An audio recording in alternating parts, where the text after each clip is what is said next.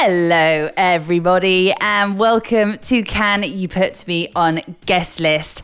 I'm Katie Knight, and this week my guest is the wonderful Victor de la Serna. Victor is the music director at the most creative, fun, craziest, colourful, and fast-growing brands in the music industry. Yes, you guessed it, at elrow. This week, elrow celebrated their 10th year anniversary. So a huge congratulations to all of the team. You guys are just amazing. And even though obviously no events can be held at the moment, they still managed to celebrate in elrow style with an amazing live stream with some of the elrow resident DJs.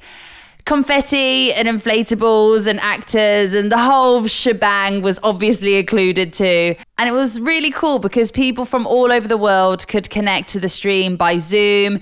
And it was great to see people that had decorated their houses with elrow things that I guess they've collected from elrow events over the years. I have so many things in my house, but that's another story. So in this chat, we talk about how elrow has grown over the last 10 years and where Victor sees the brand in the next 10 years, his beginnings in the music industry, elrow's key to success, career highlights and memorable elrow moments, and of course, just like in every podcast, Victor's guest list rule.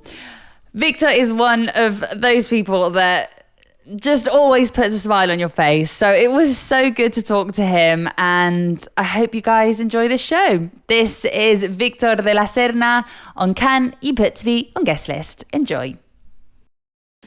Victor, hello. How are you? Hey, how are you? I'm good. It's nice to see you over Zoom. Yeah, finally. I know. It's been such a long time. You guys celebrated your 10th year anniversary yesterday. Yes, we did yesterday, but in the virtual world, which is the sad thing, I guess. Yeah, I know. Well, that's what I was going to say. I was thinking if you guys had celebrated the 10-year anniversary in like the actual real thing, we probably wouldn't be speaking right now anyway. No, definitely not. We would be speaking, but in a different situation. I know, it would definitely be a different situation, and I would probably be with you somewhere.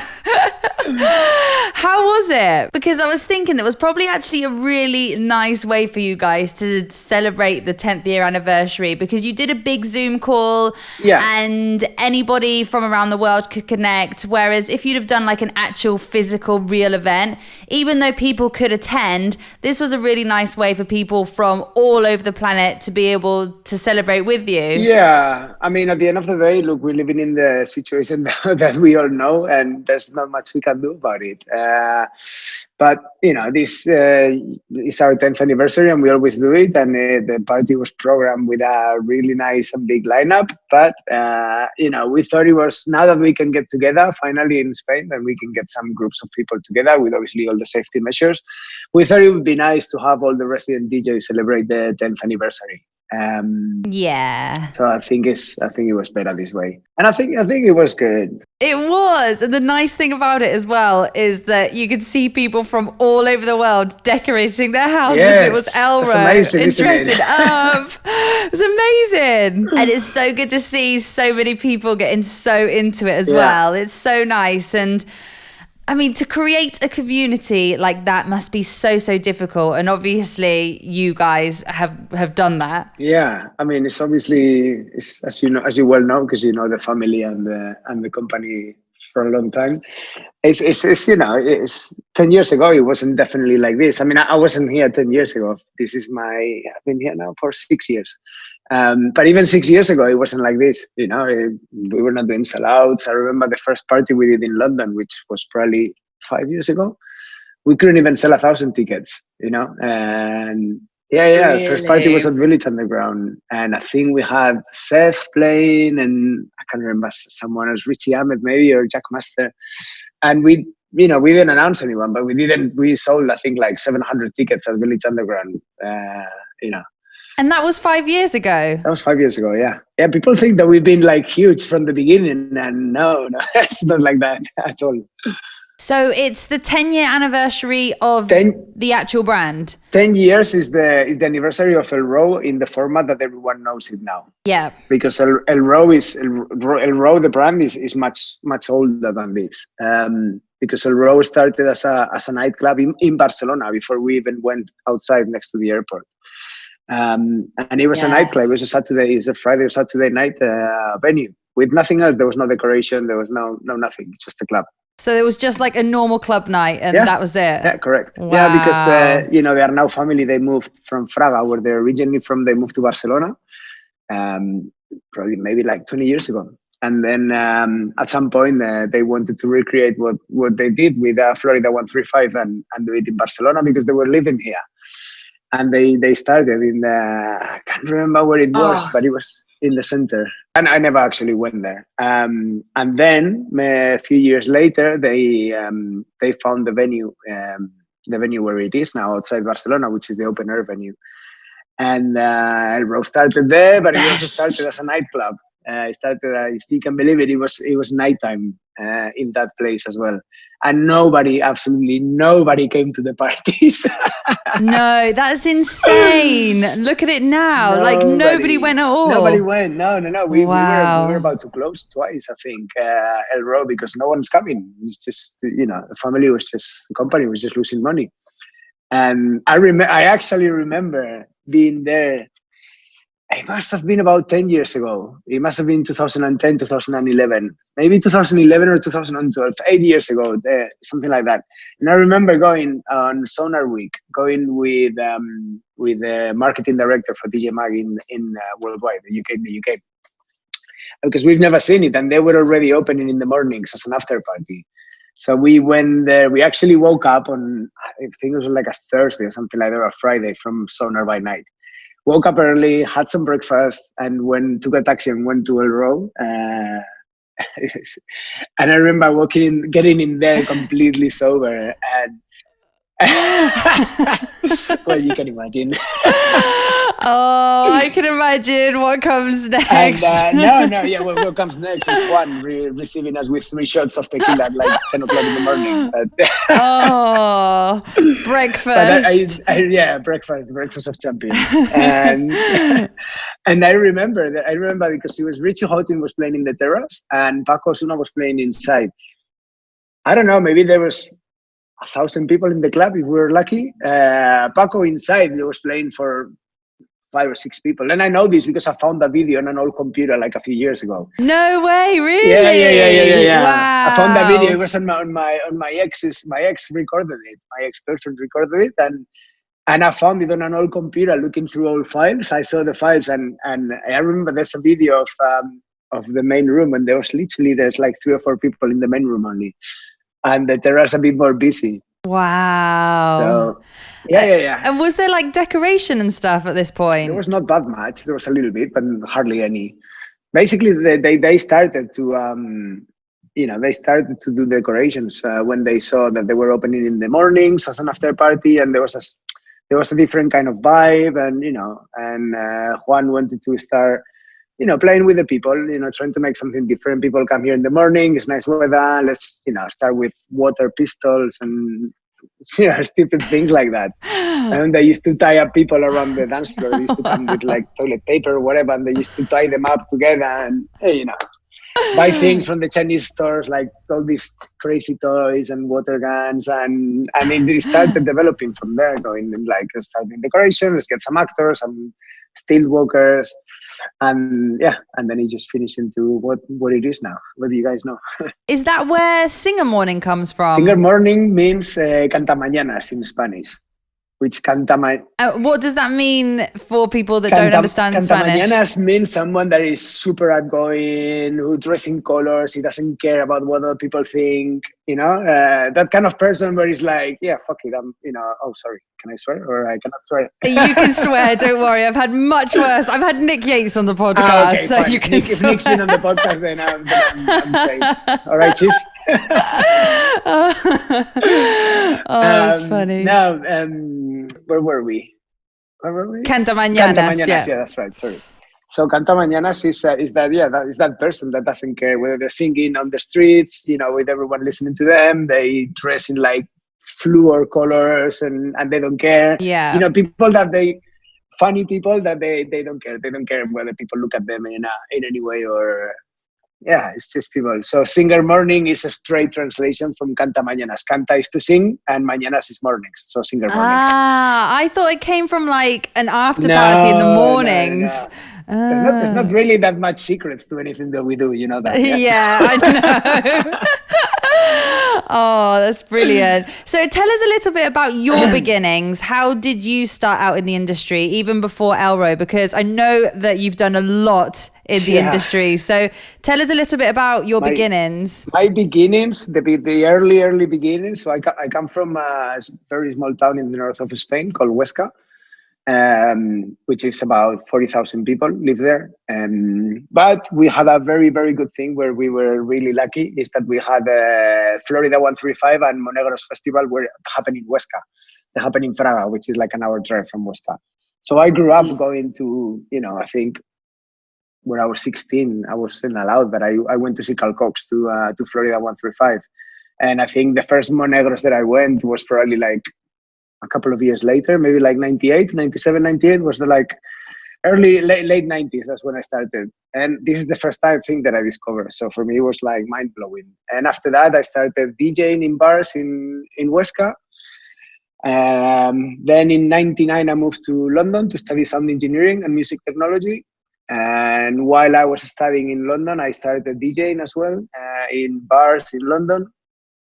Then Pasha London Open, I think it was like 2001 or something like that.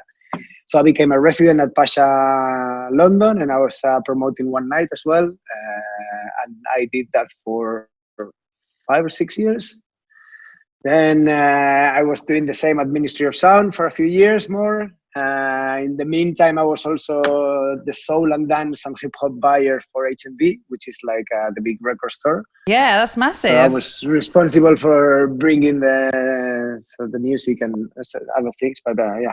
And then in 2010, I got the offer to open and be the managing director for DJ Mag in Spain, and which I'm happy to say that 10 years later is still running. And in 2013, I moved to Australia to set up DJ Mag in Australia after 3 years in Spain. Oh, I didn't know that. I didn't know that you'd set up the one in Australia as well. Wow. Yeah. And I was in Australia for a year and then I came back to Spain. I was doing some press, but for my own. And then I got a call from Juan to come to Barcelona to speak with him, and the rest is history, as they say. That was 6 years ago. And before you started working with elrow, did you already know the family? Did you have a relationship with them before that? Because obviously you used to go to Monegros. Obviously, yeah. I mean, I think I've known Juan's dad for longer than I know Juan. Oh, really? Yeah, because I met Juan's dad. I think I met him in 99 or 2000. I met him in Florida 135 because I had a very good friend of mine, still one of my very good friends, Angel Molina, which is a Spanish techno DJ. And I met him in London. It was funny because he was playing in London and he came on his own. And it was me with another Spanish friend. And we saw Angel walking around the club at the end. It was the club called the end. And we saw Angel walking around on his own. And we were like, hey, Angel, we're Spanish as well. And he was like, oh, that's so nice. I'm on my own, blah, blah, blah. So we stayed the whole night with him. And then I became really close friends with him. So he was playing at Florida, and I flew from London to go see him at Florida 135. And he introduced me to Juan's dad. So what year would that have been in? 99 or 2000. Wow, 99. Yeah. So 20 years ago almost. 20 years ago. And when you started with elrow, was your role what it is now? Yes. Or did you start doing something different? I've always, to be fair, when I started, I was in charge of all the music, which that's always been my job from the beginning, music director. But I was also helping with a bit of press and with a bit of, because obviously at the beginning it was, we were only doing like shows in Barcelona, a few shows in Madrid, a couple of shows in the south of France and a few more shows in Italy, but that's it. We're not doing anything else. So I was helping with the commercial side of things, talking to the promoters. I was pretty much doing a bit of everything with Juan. Yeah. But as the company has been growing, then I need to concentrate more in my department, which is the music. How many people work for Elrow now? Now, not many. I mean, pre-COVID, before coronavirus. Pre-COVID, pre-COVID, we were about 100 people, full-time employees. Wow. Plus another 100 that were temporary workers. So they work only for events and etc. Like the actors and people like that? Actors, yeah. Probably even much more than that. But full-time employees, 100. Do you have to hire actors for every country that you go to, or does the same team just travel? No. We at the beginning we used to travel with everyone, but now we just have like a core team, which they have like people and actors and still workers that work with us, and we hire everyone locally always. It saves cost, in traveling, in logistics, and also it's nice to work with local people.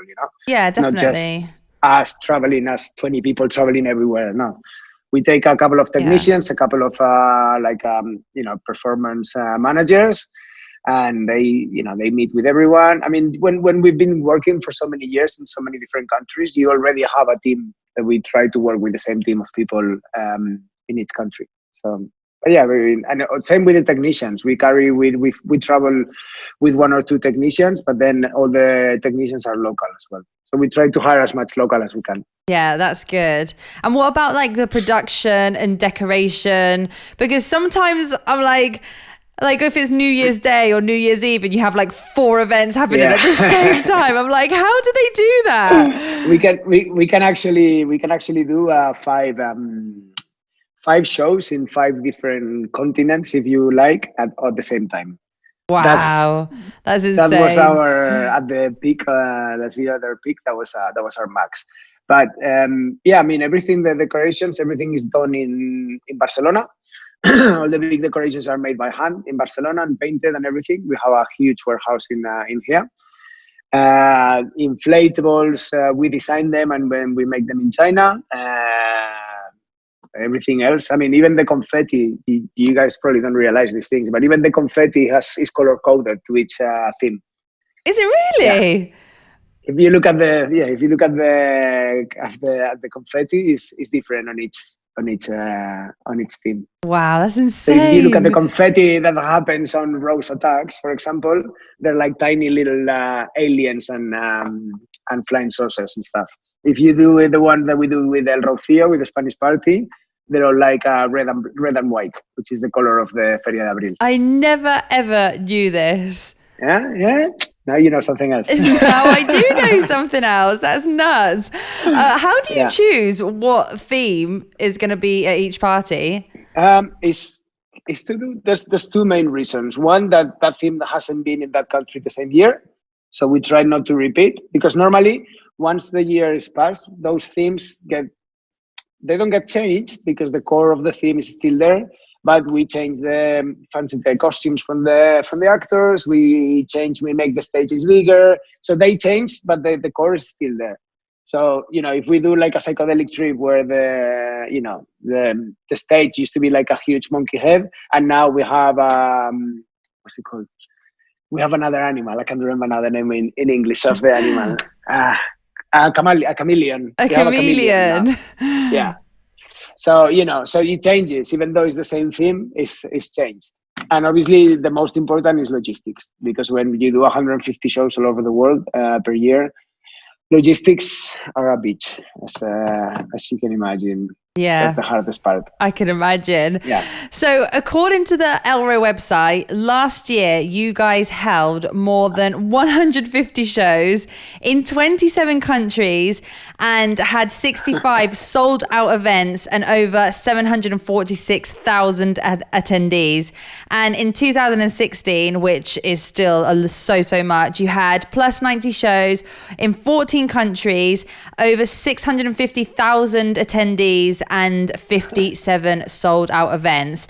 Now, I know that this is probably a question that you get asked a lot, but what do you think has been the key to Elrow's success? I think it's fun. It's, people are there. Why do you go out? People go out for one main reason, is to have fun.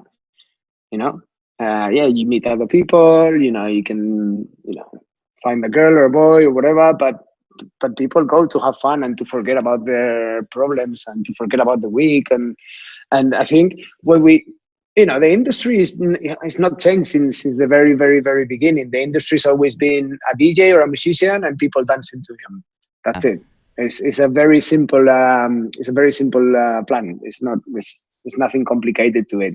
And we haven't invented the wheel in here. We're throwing confetti, we're doing decorations, we're having steel walkers. There was already steel walkers in Ibiza in the mid-90s. So we're not claiming to have invented the wheel again and having rediscovered the industry. It's not like that. But I think we've taken the seriousness out of the clubbing. Because before it's like everyone is just focused on seeing a DJ, and it's great. We've all started there, and I still love going to a club to just see a DJ and just get lost in the music.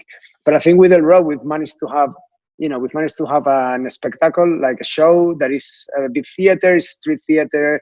It's funny because we don't take things too seriously when it comes to taking the piece out of things and playing on stereotypes. And I think we live in an era where everything is too politically correct. So I think it's good that someone is, without insulting anyone, because we're not about that. But I think it's nice to have something that people can laugh at themselves and they can put a wig and do this. And look, I know this is not for everyone, and it's absolutely fine.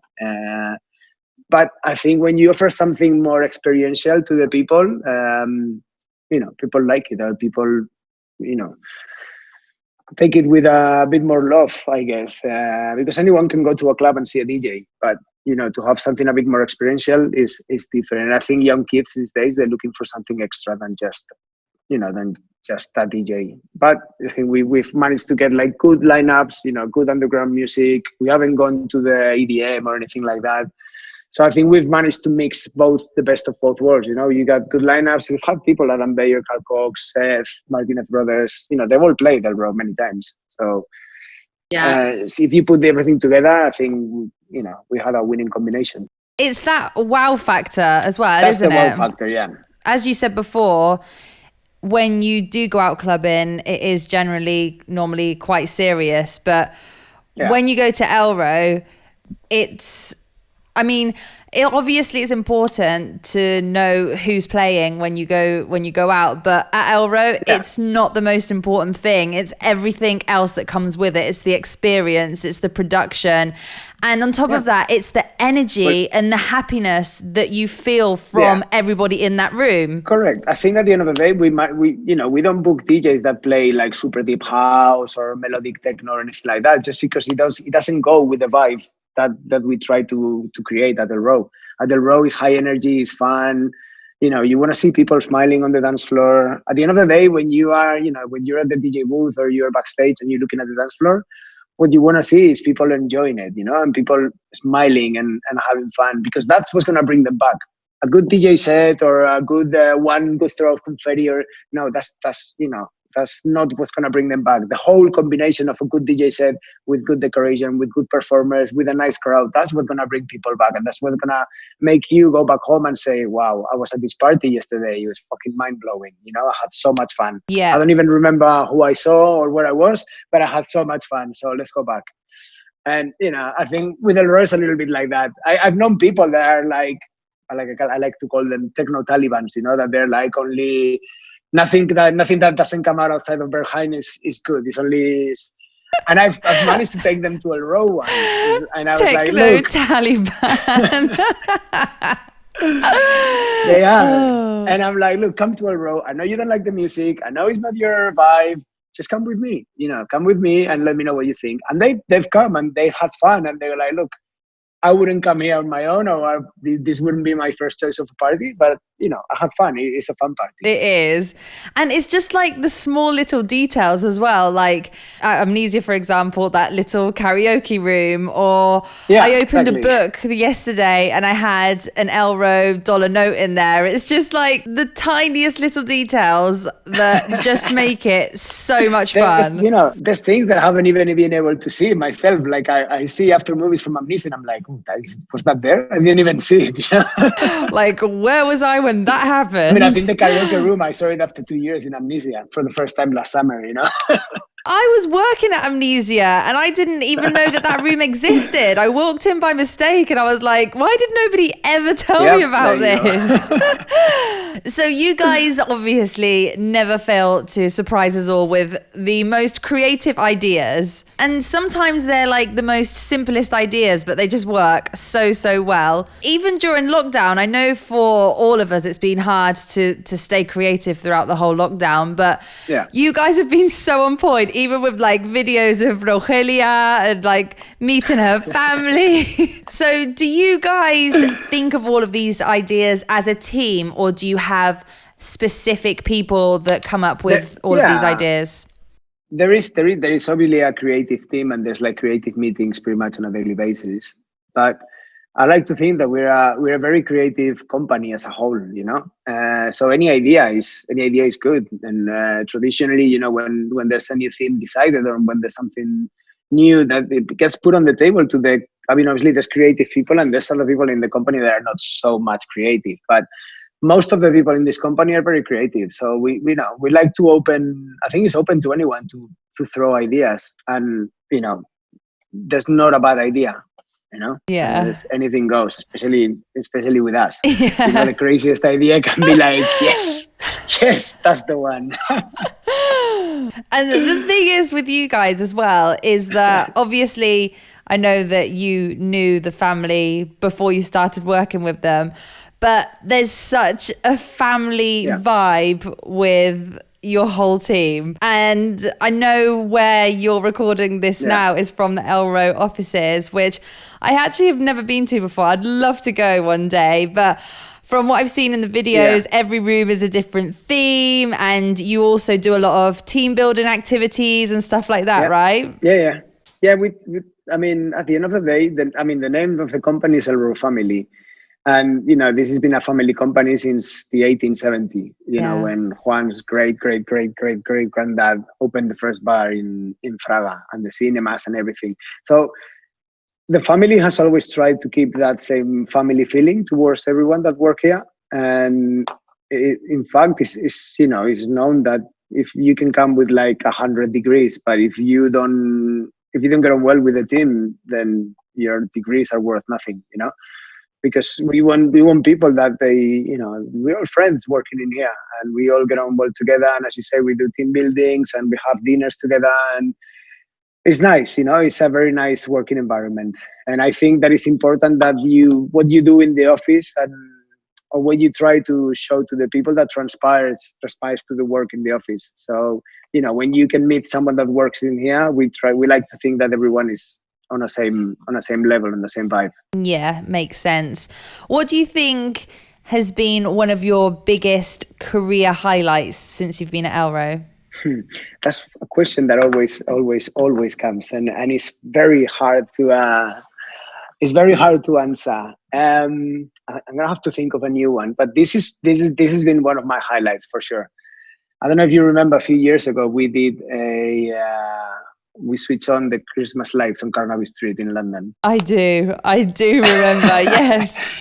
There's probably been bigger things that we've done, like, selling out the Road Town London in like hours, which coming from not even being able to sell 700 tickets 4 or 5 years before, and now going on to selling 30 something tickets, 30,000 tickets. It's a huge, it's a huge. There's massive. There's like being interviewed for the BBC, being on documentaries like this Ibiza now, the new one that we are very heavily featured in there. I don't know, a lot of things. But for me, I think it was Carnaby Street, just because of how it transcends from not being just a club brand, Yeah. The story is quite funny because we were in Ibiza, and I was in the same house with Juan and some other people, and I got a call from a UK number. And I normally, if I don't realize, if I don't know the number, I normally pick up the phone just in case. But so if anyone is calling me with You're that I not don't going have to the numbers, answer. I apologize in advance. I don't hate you, I just don't know who you are. So yeah, so I got this call from a UK landline, and obviously when someone calls you from a landline, it's even more suspicious, you know? Yeah, definitely. Yeah. So I got a call, and I was like, "Oh, hi. My name is this. I work in this PR agency, and we'd like to talk to you about switching on the Christmas lights on Carnaby Street." And this was in the summer. It was like August, September, and I'm like, "Yeah, okay, right. Just if you want anything, just send me an email, and we can talk." Because I thought it was a prank call. And indeed, like 10 minutes later, I got an email from this agency, who is the agency for the whole of Carnaby Street. And they were like, "Look, we really want you to do this." And I was like, "Oh, fuck, I just hung up on these guys, you know?" Oh my God. Yeah. So I obviously called back quickly, and I spoke with them again. And they wanted to, there was a young agency. Carnaby has always been like the rebel part of London in a way, you know? So they thought it was a great idea to have a road with the Christmas lights. But after everything, they didn't want to announce anything because they were scared that it was going to get too overcrowded on the streets if we got announced. So it was a secret. So it never got announced? It never got announced. Oh. No, never, ever got announced. People must have been like, what is going on? Exactly. Juan and me, we had a secret bet that it was that if the police came and closed us down, that would have been the biggest success we can have. And career while goals. we were setting up, obviously we were setting up the stage in the middle of Carnaby Street. So you had a stage, and you had like the four streets in the middle. Yeah, the two streets crossing down. And obviously people started to see it, so people started to come. And we had Patrick Toppin and It's Everything were playing that day. Amazing. It was pretty cool because Dan came with his kid, with Leah, with his wife, and it was fun. It was more like a Christmassy family thing. But even, oh my God, I don't know. If I tell you that we had 40,000 people come to Carnaby Street to see it. So we had I got interviewed by the local news live on television in the UK, which wasn't nice because I didn't say anything to my friends in London, and some of them saw me in the news, and I got a few angry calls. Juan Senior got interviewed for the main telediario in Spain, for the main news at 9 p.m. So it was really, really big for us, as a Spanish brand being asked to do the Christmas lights on Carnaby Street in London. For us, it was a time when we're like, okay, people maybe are taking us seriously. They don't just think that we're, some party brand and that's it. Yeah. And that was huge, and in the end we got closed by the police. The party got closed down by the police. Huge success. A huge success. So I think for now there's plenty of more, but if I have to choose one, I will choose that one. Do you think that people knew that you were coming when you were setting everything up? Because people must have just seen everything getting put up. I mean, we didn't close the streets. We only had a little bit close to put up the decoration. So they started seeing elrow signs and everything. People knew, so word of mouth spread like wildfire. Yeah, that's insane. And what about memorable moments? What if you had to choose one memory from elrow? What would it be? Although I'm sure that there's millions of them. There's millions. I mean, there's nice things, because I remember when 2-3 years ago we were booking Carl Cox to play in the summer in Barcelona for us, and we don't have a huge budget, so it was either booking Carl Cox and that's it, and no more DJs, or booking more DJs. And I remember talking with Juan. We were like, wow, do you think we can ask him for like a 3-hour set? And then we can fill up with residents, and we're like, yeah, let's go for it. Then I went like, look, I'm going to do this. I'm going to ask him for 6-hour set because he's going to say no, but then we might have 4-hour set. He's like, yeah, perfect. So we asked for 6-hour set, and he said, yes, to 6 hours. So we had Carl playing for 6 hours in the terrace in Barcelona, which was absolutely epic. Oh, amazing. Yeah. I don't know what are I think the feeling of the first festival that we did, you know, when we did our festivals in Elrow Town in Amsterdam and in London, just going. Was that the first ever festival that you did? The first ever one we did was in London. Yeah. Okay. As Elrow Festival, yeah, that was the first one. As a full Elrow Festival. And seeing the festival grow into, you know, the first year was good, was okay. You know, but it was like a big party. It didn't feel like a festival. But with the years, things, you know, I remember last year walking into both festivals in Amsterdam and in London, and you could really feel that you were in a festival. Really, really feel it. And it was really good. And, you know, that's a really good feeling to see how the brand grows from what we did 6 years ago or 9-10 years ago to where we are now is just amazing.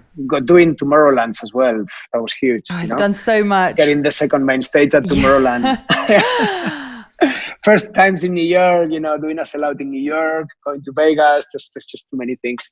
We're gonna need another hour. Yeah, we probably will. Do you find that, like, at the end of every year, you're like, we've done all of this year, how are we gonna make this bigger and better next year? That is a conversation of every year. It's like, no, don't worry. Next year we're gonna do less, bigger, better, and then we end up doing everything again. You do. You just never stop. Yeah. What do you think is the thing that you've learned the most on a personal level since working with Elrow? Humility, I think.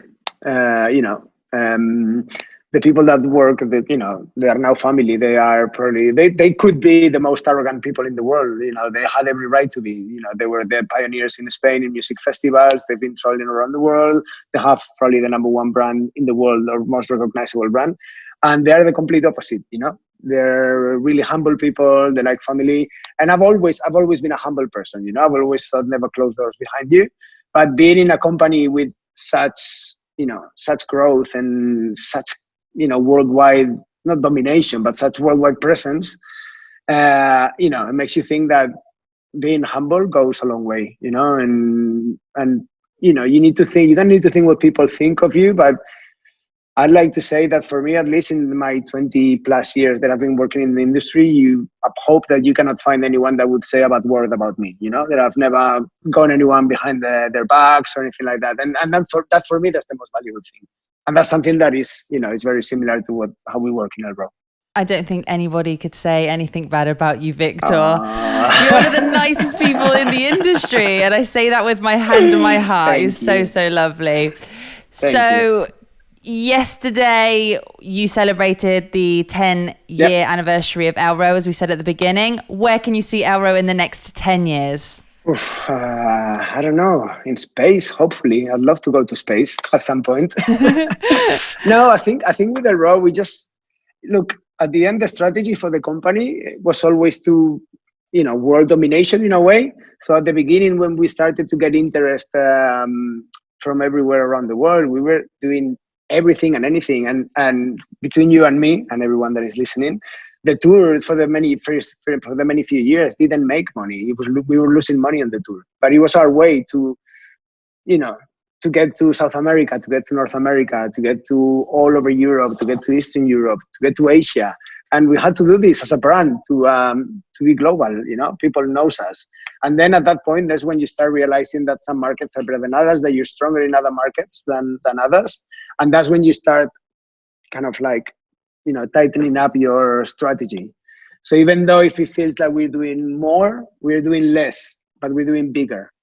And at the same time, expanding to other territories that you know, that we haven't been able to do before.